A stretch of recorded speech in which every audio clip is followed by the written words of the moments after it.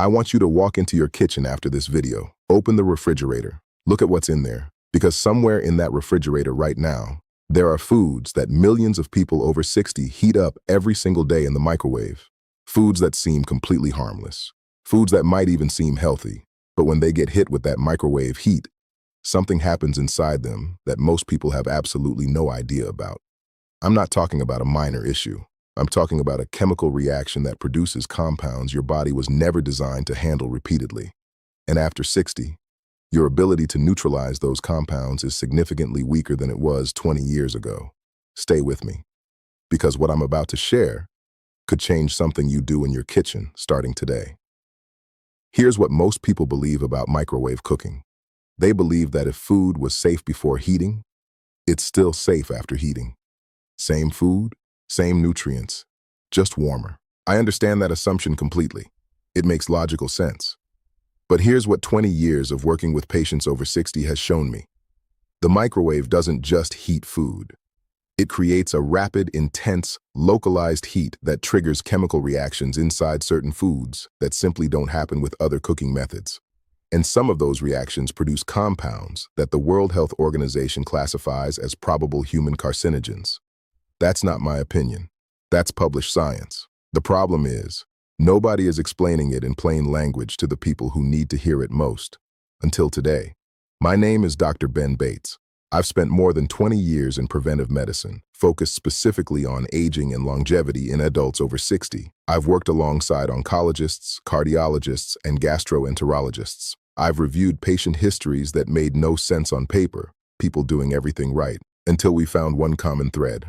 Something happening in their kitchen, every single day, with a microwave. Let me show you exactly what I found. 3 foods, 3 things that are almost certainly in your kitchen right now, and 3 things that become genuinely harmful when microwaved, especially repeatedly over months and years. The third one on this list is the one that surprises people most. Almost every patient I've discussed it with says the same thing. I've been doing that my whole life. That's exactly why I need you to hear it. Let's start. The first food is one of the most common breakfast items in America: processed meats. Ham, bacon, sausage, hot dogs, deli meats. I'm going to guess that at least once this week, you or someone in your household took a few slices of ham or a couple of sausages, put them on a plate, covered them with plastic wrap, and hit the microwave button. 30 seconds, maybe a minute. Quick, easy, convenient. And here's what was happening inside that food during those seconds. Commercial processed meats contain preservatives and color-fixing agents, specifically compounds like sodium nitrite, that keep the meat looking pink and fresh. On their own, at normal temperatures, they're largely manageable. But here's what changes in the microwave.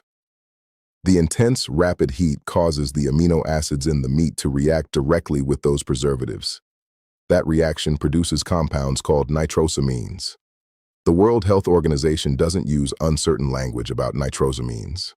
They classify them as among the most potent carcinogens found in the human food supply, linked specifically to colorectal, stomach, and pancreatic cancers. And the microwave, with its uneven, high-intensity heat, creates the ideal conditions for that reaction to occur rapidly, far more so than gentle boiling or low-heat pan cooking. Now, I want to be honest with you about something. Eating processed meat occasionally is not going to destroy your health. That's not what I'm saying. What I'm saying is this. If you are over 60 and you microwave processed meat 2, 3, 4 times a week after week, month after month, the cumulative exposure to nitrosamines is doing something your body at this stage of life is significantly less equipped to handle than it was at 40. Your cellular repair mechanisms slow down after 60. Your liver processes these compounds more slowly. The margin for error genuinely narrows. The fix is simple, and you don't have to give up these foods entirely. When you want to heat processed meat, use a pan on low heat, or boil it briefly in water. Boiling is actually ideal, because the water pulls out some of the excess preservatives and sodium before the food even reaches your plate. It takes 2 extra minutes, and those 2 minutes matter more than most people realize. Let me tell you about a patient I'll call Eugene. 74 years old, retired firefighter, strong man. He came to me with elevated inflammatory markers and digestive issues his gastroenterologist couldn't fully explain. He ate what he described as a simple, practical diet. Eggs and sausage in the morning, microwaved. Ham and crackers at lunch. Sometimes leftover bacon heated up as an afternoon snack. When I walked him through what was happening chemically in those daily microwave sessions, he went completely quiet. "Nobody ever told me that," he said. "I thought microwaving was healthier than frying." That assumption is incredibly common, and it's part of what makes this so important to understand. Eugene switched to pan heating his sausage on low heat. He started boiling his ham instead of microwaving it. 6 weeks later, his inflammatory markers had dropped noticeably. His gastroenterologist was asking what he had changed. One habit, one shift in the kitchen, now the second food. This one is going to surprise you because it's one of the foods people reach for, specifically because they think it's healthy. Leafy greens, spinach, kale, Swiss chard. You cook a batch, put the leftovers in a container, and the next morning, you pull them out and microwave them for 45 seconds before adding them to your eggs. Healthy, right? Here's what's actually happening. Raw leafy greens contain naturally occurring compounds called nitrates. In their raw state, not a problem. Your body handles them without much difficulty. But once you cook leafy greens and let them sit, even refrigerated, bacteria begin converting those nitrates into a different compound called nitrites. That conversion starts within hours. It slows in the fridge, but never stops completely. Now here's the critical part. When you reheat those greens in the microwave, the intense heat causes the nitrites to react with the proteins already present in the food. The result, again, is nitrosamines, the same compounds I just described, classified as probable human carcinogens, linked to stomach, esophageal, and colorectal cancers. But there's a second layer of damage here that goes beyond cancer risk. Nitrosamines trigger direct inflammation inside the lining of your blood vessels. When that lining becomes inflamed, blood pressure becomes harder to control. The risk of arterial plaque formation increases. Clotting risk goes up. So one container of reheated microwave spinach is simultaneously raising your cancer risk and stressing your cardiovascular system at the same time. Every morning. I want to ask you directly, how many mornings a week do you reheat cooked greens? Type a number in the comments. I genuinely want to know. Because the fix for this one requires nothing more than a change in mindset. Leafy greens were never meant to be reheated. Cook only what you're going to eat immediately. If you have leftovers, eat them cold. Add them to a salad. Mix them into a room temperature grain bowl. The cold leafy green is not less healthy. In many ways, it's more nutritious because the nutrients haven't been degraded by a second round of heat. And if you absolutely need them warm, cook a fresh small portion in a pan with a tiny amount of water. 2 minutes. No microwave. The nitrate to nitrite conversion stops when you remove the reheating. That's simple. Now I want to pause here for a moment because I've noticed something in my practice that I think is worth naming directly. The patients who make the biggest improvements in their health after 60 are almost never the ones who make the most dramatic changes.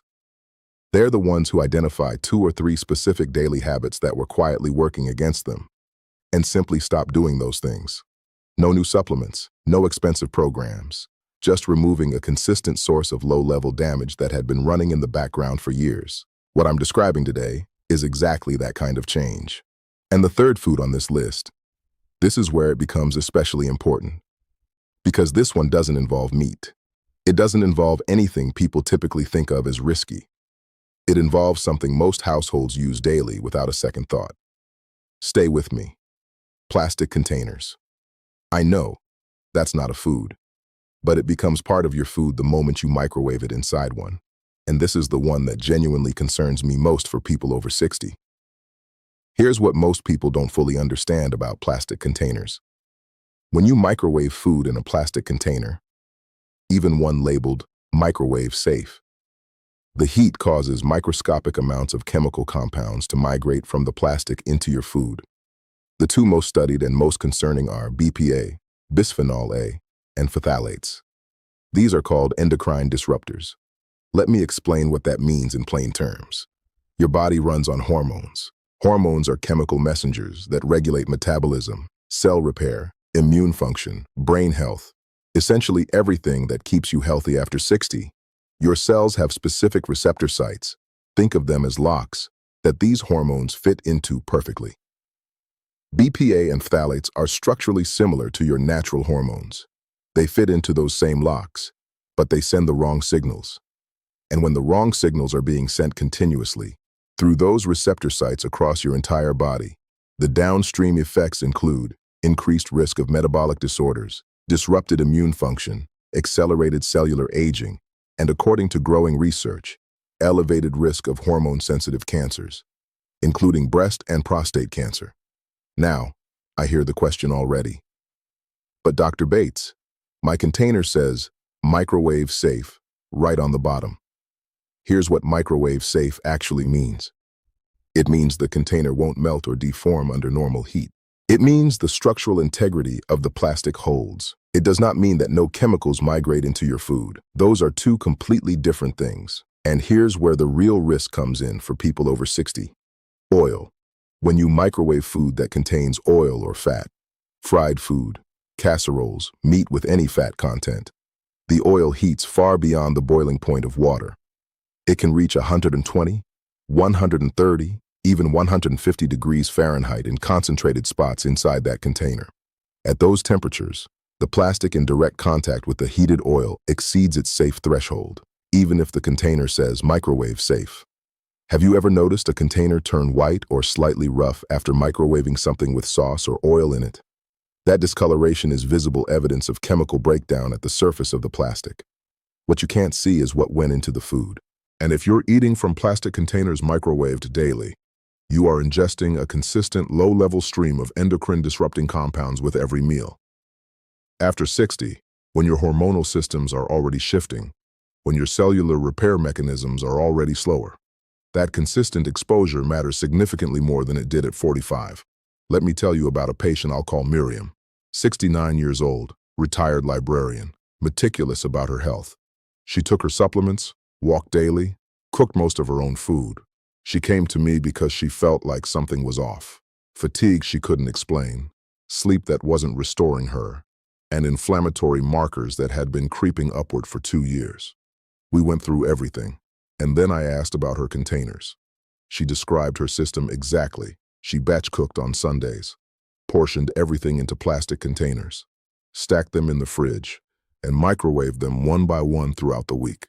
Every meal, every day, same containers, same microwave. She switched to glass, completely. Everything. Within 6 weeks, her energy had noticeably shifted. By the 3rd month, her inflammatory markers had dropped to the lowest they'd been in 3 years. Her doctor had no explanation.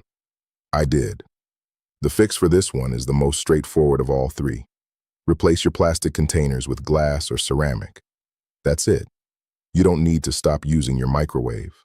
You don't need to change what you eat. You just need to change what the food is sitting in when it gets hot. Glass and ceramic are chemically inert.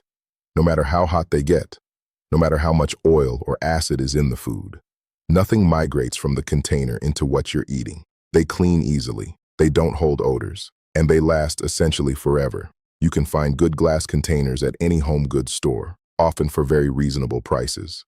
This is one of the most cost-effective health changes I know of. A one-time investment that removes a daily source of chemical exposure permanently. And if you use plastic wrap, the same principle applies. Never let plastic wrap touch your food in the microwave. Always leave space between the wrap and the food surface. Better yet, use a ceramic plate turned upside down as a cover. No plastic, no chemical migration, no risk. Now let me bring all 3 of these together, because I want you to see the common thread. Processed meats microwaved, nitrosamine formation, carcinogen exposure, reheated leafy greens microwaved, nitrosamine formation again, carcinogen plus cardiovascular inflammation, food microwaved in plastic, endocrine disruptor migration, hormonal disruption, and accelerated cellular aging. 3 different foods, 3 different mechanisms, but one shared result: a consistent, daily source of chemical compounds that your body over 60 is less equipped to neutralize than it's ever been. And here's what I want to make absolutely clear. None of these changes require you to give up convenience. You can still use your microwave every day. You can still eat the foods you enjoy. You just need to make 3 specific adjustments. 1. Heat processed meats in a pan or boiling water, not the microwave. 2. Never reheat cooked leafy greens. Eat them cold or cook a fresh small portion. 3. Move everything into glass or ceramic containers before microwaving. Every time. No exceptions. That's it. 3 changes, starting tonight. Now let me tell you what to expect when you make these changes consistently. In the first week, you may not feel anything dramatically different. That's normal. You're not treating a symptom. You're removing a source of damage. By the end of the second week, some patients report better digestion, less bloating, less heaviness after meals. Your gut lining is no longer processing those compounds at every meal. By the end of the first month, the reduction in your daily inflammatory load starts to show up in ways that are more noticeable. Energy, sleep quality, how you feel in the morning. These are not dramatic overnight transformations. They are the kind of quiet, consistent improvements that happen when you remove something that was quietly working against you, and your body gets to redirect that energy toward repair instead. I want to leave you with something I believe deeply. The body you are living in right now has remarkable capacity to recover when you give it the right conditions.